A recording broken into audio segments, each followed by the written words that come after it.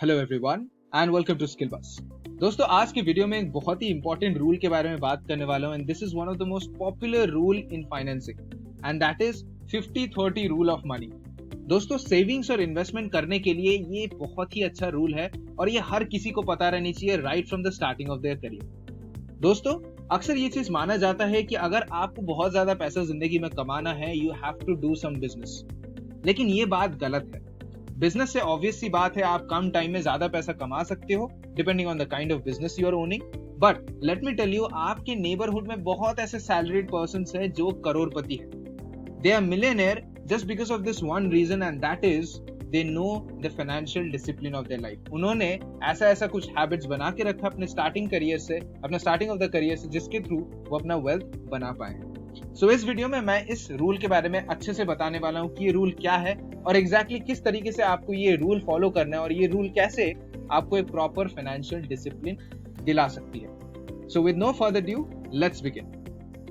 तो सबसे पहले मैं आपको बता देता हूं कि ये जो रूल है, इस रूल के हिसाब से आपका जो भी सैलरी होता है उसका 50% आपके नीड्स को जाता है, आपका जो 30% है वो जाता है आपके वांट्स के ऊपर और आपका जो 20% है वो जाता है आपके फाइनेंशियल फ्यूचर के ऊपर, मतलब कि इन्वेस्टमेंट्स के ऊपर या किसी भी तरीके का सेविंग्स के ऊपर। सो लेट्स से कि आपका जो टोटल सैलरी है वो सैलरी 30,000 है, 30K, ठीक है, 30,000 पर मंथ, जो कि 5 lakhs होता है per year, which is basic salary. ठीक है, हमारे कंट्री में 5 lakhs का सैलरी बहुत ही बेसिक सैलरी है, तो उस बेसिस में 30,000 के आसपास मैं मान रहा हूँ आपको मिल रहा है सब कुछ कटने के बाद। This is the amount of money you are getting per month, ठीक है, आफ्टर ऑल द कटिंग।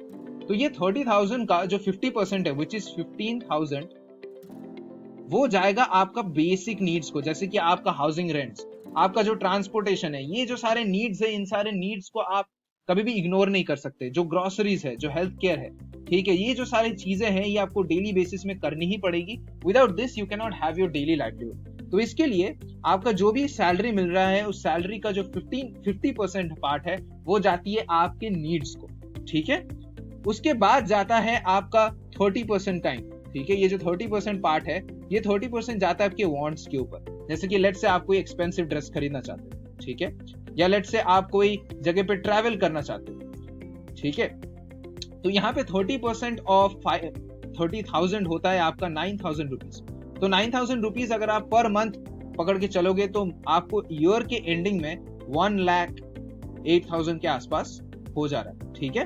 तो 1,08,000 is the amount of money that will go to your wants in each and every year, ठीक है। आपको समझ में आ रहा है कि ओवर द टाइम ये बहुत ज्यादा बढ़ रहा है, ठीक है। तो 1,08,000 is a good amount of money for your wants in each and every year. और अभी आप लेट्स से 22 इयर्स एज के हो और आपको पहला जॉब मिला है and 5 lakhs is basically a very common salary that you get when you are 22 years of old, और आप पहला जब आपको जॉब मिलता है तो ये जो आपका अमाउंट है इसी तरीके से डिस्ट्रीब्यूट करके जो 30% हो रहा है आपका, लेट्स से 30,000 जैसे मैंने बताया था आपका सैलरी है, तो जो 30% हो रहा है इसका 9,000 हो रहा है।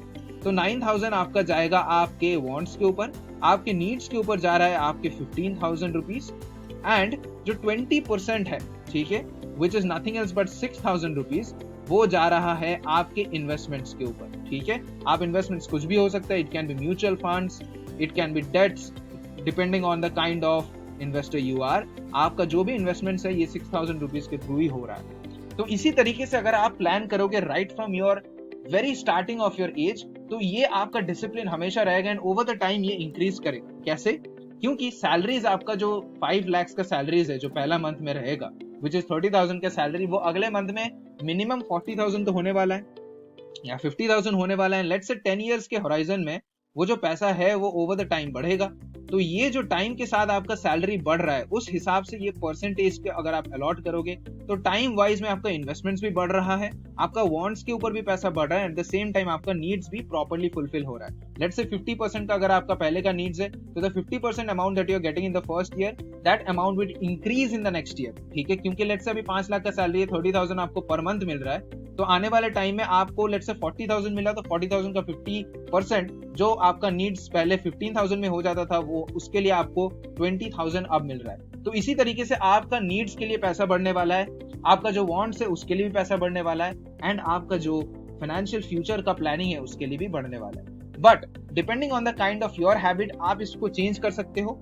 वांट्स को जितना हो सके 30% में ही रखो, आप वांट्स को ना बढ़ाओ, बट आपके नीड्स को भी बढ़ाने की जरूरत नहीं है। 50% इज गुड इनफ, और इससे कम ही हो सकता है, क्योंकि नीड्स का जो कांस्टेंट वैल्यू है वो वैल्यू कांस्टेंट ही रहता है। ठीक है, ये 15,000 20,000 में करने की जरूरत नहीं है, नीड्स का वैल्यू सेम ही रहता है। तो क्या करना है आपको ओवर द टाइम, जैसे आज अभी 22 ईयर्स के हो, आने वाले टाइम में जब 25 ईयर्स के हो जाओगे, आपका सैलरी बढ़ेगा, तो ये परसेंटेज आप बढ़ाने की कोशिश करें।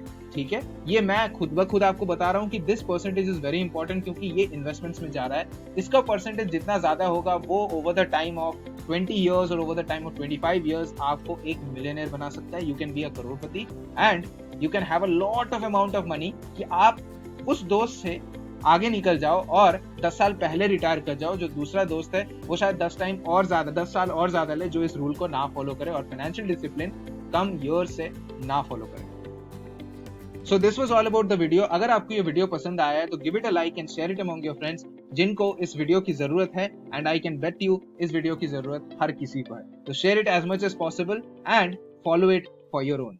Thank you.